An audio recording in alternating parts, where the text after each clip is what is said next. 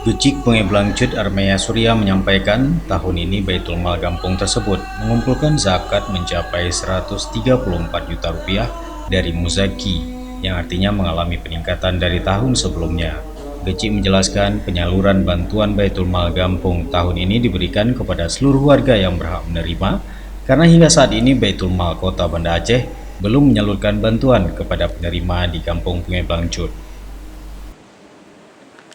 Kegiatan kita pada hari ini hari puncak, yaitu penyerahan Baitul Mal, bantuan Baitul Mal Gampung kepada fakir dan fakir miskin yang ada di dalam kampung Sungai Bangkut.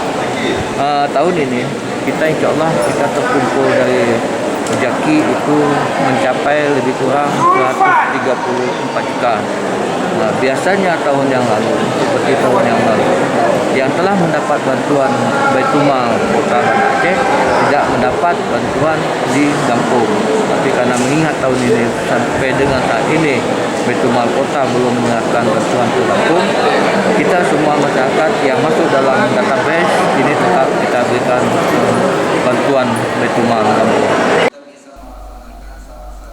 Sementara itu, Ketua Baitul Mal Gampung Pengeblangcut Tengku Marwan Usman dalam laporannya menyampaikan bantuan akan disalurkan kepada keluarga miskin, keluarga fakir, pelaksana tajhiz mayit, dan guru beberapa balai pengajian pada setiap dusun di Kampung Pengeblangcut.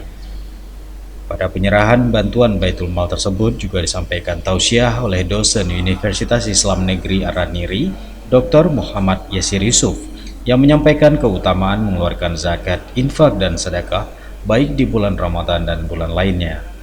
Dari Banda Aceh, Tim Liputan Aceh TV melaporkan.